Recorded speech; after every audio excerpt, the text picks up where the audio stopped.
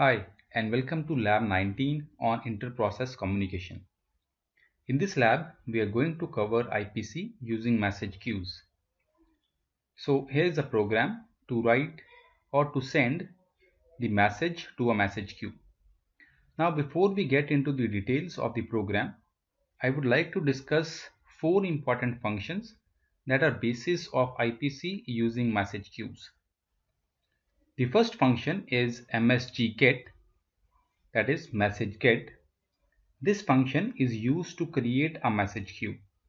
The second function is message send, which is used to add a message to the message queue. This function is used by the send process to write the message to the message queue. The third function is message receive, which is used to retrieve the message from the message queue. Hence, this function will be used in the receiver process. And the last function is msg_ctl, which acts as the control function which we will use to delete the message queue. So as usual, here also we will create two programs. Program 1 will be the sender process, which will create the message queue and send data to the message queue. The second program will be the receiver program, which will retrieve the data from the message queue and finally delete the message queue. Now let's get to the program. So in the very beginning, we have declared a variable max_text whose value is 50. Max text variable represents the maximum size of the message that can be written into the message queue. That is, the maximum size of the message will be 50. Now you can keep this value to be 100, 200 or whatever you want. Okay. Next is the structure, which is very important. In message queue, the message must have a defined structure. There are two constraints related to the structure of the message. First, it must be smaller than the system limit, and second is that it must start with a long int. Hence, we use two variables in the structure defined here.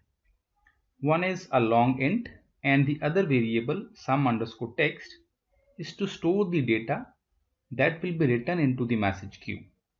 So whatever data the user will type to send will be first read into a buffer and then copied into this particular variable sum_text to be finally written into the message queue using the message send function. So just remember two variables in the structure, one long int and the other character array to store the data to send to the message queue. In the main function, we use two variables. First one is running, which is just to keep the while loop value to be true or false. We keep it 1, that is true, until we want to send the message. We will see that when we want to stop sending the message, we will change the value of the running variable to 0 based on a particular condition. Next, we declare an integer variable, a variable of the structure myMessage, and an array to buffer the data entered by the user. Now getting to the first function, which is message get. This function is going to create a message queue whose key will be 1, 2, 3, 4, 5 and the permissions will be read and write for the user, group members and all others. The IPC_create here means we are going to create the message queue. Note that in case the message queue already exists, then the IPC_create parameter will have no impact. Otherwise, it will create a new message queue. On success, the message get function will return a positive number, which is the queue identifier. That will be used as a parameter in the message send and message receive function. So this return variable msgid is very important. On failure, the message get function will return -1, which means that the message queue was not created. That's why I have used this if condition to check whether the queue was created or not. Now, once the queue is created, then we run a while loop to send messages to the message queue. So while running, the running value is 1.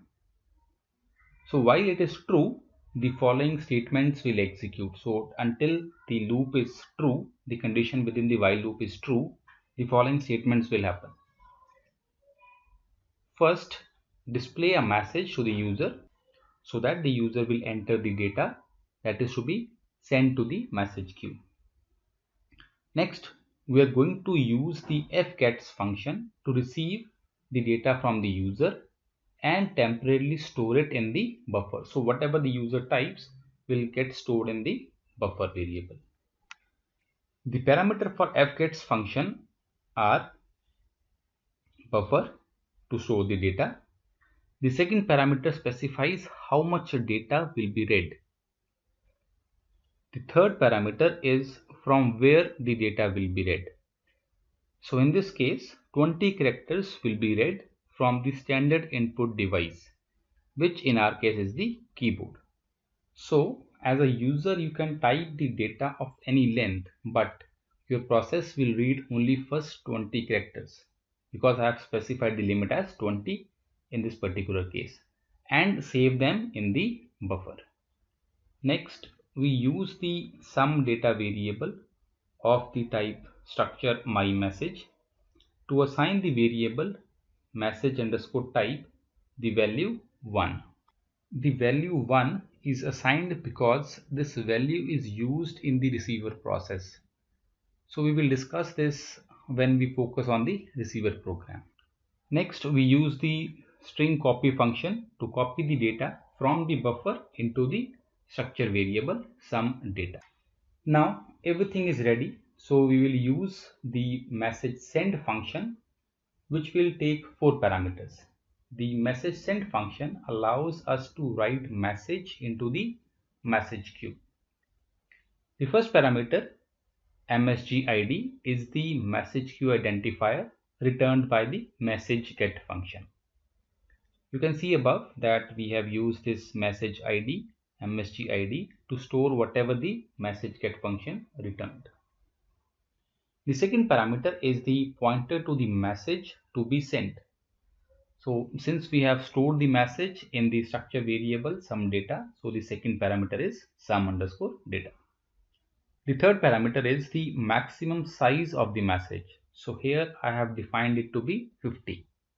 So even if you increase the buffer size from 50 to let's suppose 100, which means that the user can type up to 100 characters, but the message will not be sent because the limit is fixed to 50. The last parameter controls what happens if the message queue is full or the system limit on the queued message is reached. So 0 here means the sending process will be suspended, waiting for space to become available in the queue. But if you write the value 1, that will mean that the process will return immediately without sending the message. So it's up to you how you want to control the process. The message send function on success returns 0, whereas on failure it returns -1. So that's why I have put it in the if statement to check whether the message was sent or not. Remember that these statements are in a while loop. Hence, you can continue to send as many messages as you want. But ultimately, we need to stop, and for that, the value of the variable running need to become 0, right? So next, we use the string compare function, which compares the first 3 characters of the data in buffer with the word end. I have assumed that if the user starts his text with the word end, this means he wants to stop sending the data. So if the string compare function returns 0, that is the data sent is end or it starts with end, then change the value of the variable running to 0. Hence, in the next iteration, the condition within the while loop will become false and the process will come out of the while loop and ultimately finish. So once again, what you need to do is define a structure which will have two variables, one long list and the other a character array to store the data. Then use the message get to create the message queue. Read the data from the user via the standard input into buffer using fgets function. Copy it into the sumData.sumText variable. Send it to the message queue using message send function. And finally break out of the while loop by comparing the test with the word end. Now let's run it. Compile it, name it as send, and run this.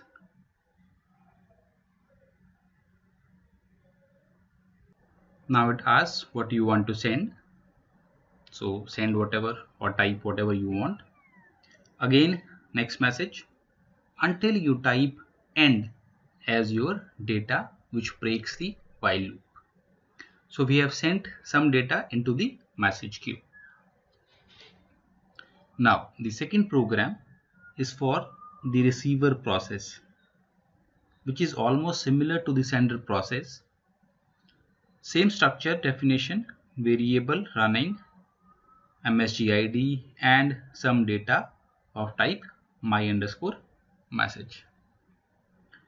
Here we have a long int variable message to receive whose initial value is 0.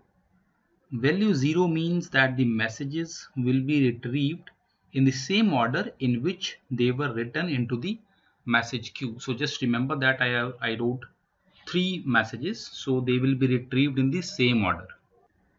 The message get function is exactly same. Since the queue is already created, so the IPC create will have no impact. The while loop will retrieve the messages one by one using the message receive function. The message receive function takes 5 parameters. The first parameter is the message ID, which is the message queue identifier. The second parameter is the pointer to the message to be received. The third parameter is the size of the message. Since the receiver does not know what can be the possible size of the message, so we use here buff size, which specifies the maximum possible buffer size available to the system. But if you want to put up a limit of your own like 20 or 30 bytes, then you can write that particular number also. The fourth parameter allows implementing priority. If the value is 0, the first available message in the queue is received. But if the value is greater than 0, then the first message with the same message type is retrieved. The message type was specified in the sender process where we assigned it a value 1. So if you can recall that, there you assign different type values and then use same values here to retrieve that particular message first. So if you want to change the order, then we can use it using this particular variable. But as of now, let's keep things simple and use the value 0. The final parameter again controls what happens when the message queue is full or the system limit is reached. So if the message is retrieved successfully, we are going to print it on the screen using the printf function. At some point, we need to stop retrieving the messages, for which we are again going to use the string compare function, which compares each retrieved message's first 3 characters with end. So the same logic that we used while sending the message. So if the message retrieved starts with end, then change the value of the variable running to 0, which will break the while loop. Last, delete the message queue using the message control function. Now compile it, name it as receive, and run it. You can see that it has exactly the same data which was sent by the sender process and in the same order. A few things that you can try. Open the sender program. Now change the value of max text from 50 to 10, which will mean that the maximum length of message that can be sent using message send is 10 characters only, which is less than the buffer size, which is 20. Alright, so the buffer size is 20, but here I am giving the maximum text length to be only 10. Now let's see what happens. So compile it again, run it. First message length is okay, so it is less than 10, but for the second message the length is greater than 10. So you can see that I have typed more than 10 characters. Press enter. There's the error, message not sent, because the maximum defined length was changed to 10. So second message is not sent. Finally I write end to stop sending. Now run the receiver again to verify. So you can see here only the first message is there, as the second one was not sent. So you can try out such variations on your own to understand the communication process better. For program code, Viva questions and more programs, you can visit the given link. So I hope that you can implement IPC using all the methods, that is pipes, shared memory and message queues. For more videos, do subscribe and also do share your views or topics on which you want more videos.